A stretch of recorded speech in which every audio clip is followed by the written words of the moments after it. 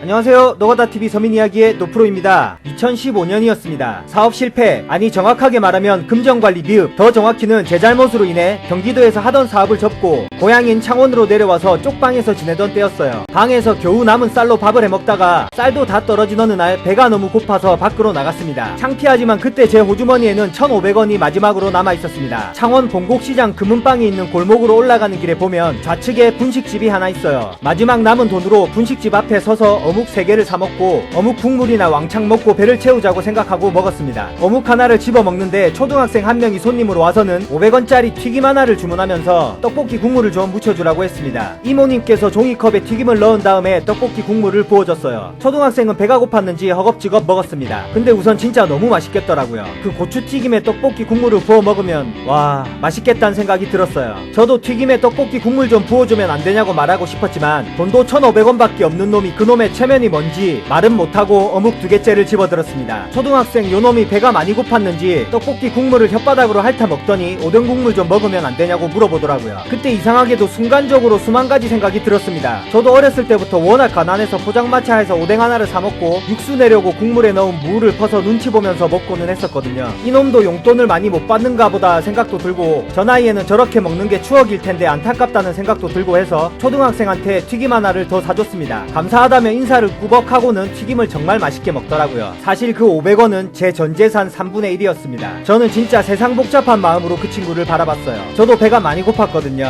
어묵을 2개밖에 못 먹고 배가 덜 찬 상태에서 계산을 하고 집으로 걸어가는 길에는 또 땅바닥을 두리번거리며 꽁초를 주워 피웠습니다. 진짜 담배값도 없는 새끼가 담배 끊을 정신력도 안 된다고 생각하니까 저 스스로 더 초라해졌던 것 같아요. 그리고 일했던 곳이 노래방, 이후에는 호프집 주방에서 일했습니다. 근데 저는 이상하게 행복했습니다. 행복하지 않을 수가 없었습니다. 이제는 담배꽁초를 주워 피지 않아도 되고 손님들이 남긴 음식을 봉지에 싸가지고 집에 오면 매일을 배불리 먹을 수도 있었습니다. 휴대폰이요? 아이폰? 최신폰? 연락이 안 돼 답답했던 친동생이 내려와서 동생 명의로 말 그대로 공짜폰을 하나 내려줬어요. 동생한텐 부끄러웠지만 그 공짜폰이 그렇게 행복하지 않을 수가 없었습니다. 유일한 취미생활이 와이파이가 터지는 곳에서 유튜브를 시청하는 것이 인생의 낙이었으니까요. 사실 그때 그런 생각을 했습니다. 나도 유튜브 하면 잘할 수 있을 텐데. 아마 그때부터 유튜브는 나의 버킷리스트 1번이 되었던 것 같습니다. 자동차도 마찬가지였습니다. 가게 배달용차, 개인 승용차 2대나 끌고 다니다가 한순간에 뚜벅이가 되었고 걸어서 1시간가량 되는 거리의 출근길을 매일같이 다녔어요. 이 어찌 안 행복할 수가 있습니까? 이제 나도 다시 돈을 벌기 시작했고 조그마한 차라도 한 대 살 수 있는 희망이 생겼으니까 행복했습니다. 그래서 지금 타고 있는 경차도 애지중지 너무 소중하게 생각하며 타고 있습니다. 취직이요? 면접? 내 통장 하나 못 만드는 신용불량자한테 면접 자체를 권유하는 멀쩡한 회사는 없었습니다. 외식이요? 여행? 꿈만 같은 이야기였습니다. 한날은 쉬는 날에 친구들 차 뒷자리에 억지로 실려서 친구 지인이 가지고 있는 아주 깊은 계곡의 조그마한 쉼터 같은 곳에서 하루를 자고 왔었어요. 친구놈이 전기밥솥에 마늘을 듬뿍 넣고 백숙을 해줬습니다. 그걸 먹고 계곡을 바라보고 있자니 진짜 눈물이 났습니다. 너무 행복해서 울면서 친구들에게 행복하다고 이야기를 한 적이 있어요. 친구들은 지금도 밥을 먹던 술을 한 잔 먹던 뭐만 하면 이것이 소소한 행복이라며 제가 울던 그때를 놀리곤 합니다. 갑자기 제가 이런 말씀을 드리는 이유가 있습니다. 요즘 문화가 너무 많이 발달하고 누군가의 노력으로 누리고 살았던 행복들이 어느 순간 누군가에게는 당연하게 받아들여지고 있는 것 같다는 생각을 해요. 당연한 듯한 최신폰, 할부로 구매하는 자동차, 하다못해 집에서 월세, 전기세, 관리비, 쌀값, 반찬값 걱정 없이 부모님이 해주시는 밥 먹어가며 따뜻한 방에 누워 편하게 자면서 누군가는 노력을 해야 겨우 얻을 수 있는 행복을 당연한 듯 받아들이고 더 높이 있는 사람들의 행복을 쫓아가며 난 힘들다, 내가 세상에서 제일 힘들다, 세상 살아보니 너무 각박하더라 라고 한풀이하는 사람들이 너무 많아진 것 같습니다. 원래 세상에서 본인이 겪는 일이 제일 힘든 법입니다. 그 부분만큼은 확실하게 인정하고 존중합니다. 아니 내가 힘들어 죽겠는데 지금 아프리카 난민들이 눈에 들어오고 암투병하며 고생하는 분들이 신경이나 쓰이겠습니까? 사람은 이기적인 동물이라 어쩔 수 없어요. 진심으로 이해합니다. 저도 그랬으니까요. 간혹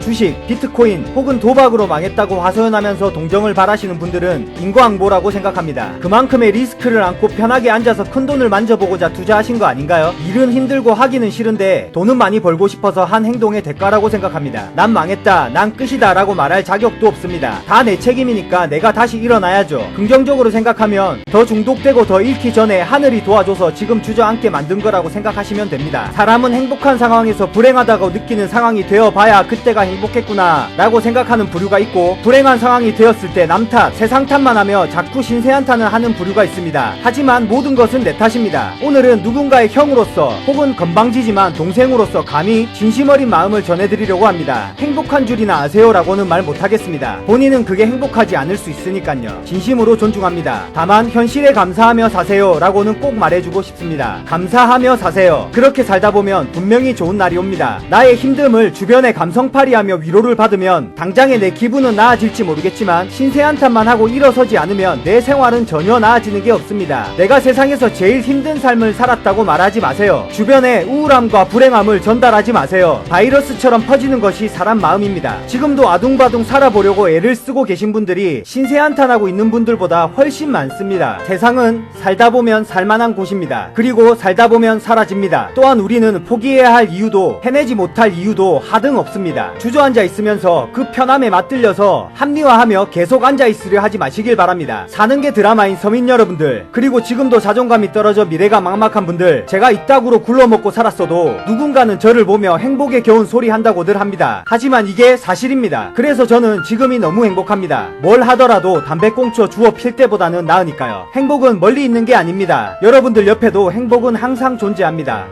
구독해주시면 더 좋은 영상으로 보답하겠습니다. 긴 영상 시청해주셔서 감사합니다.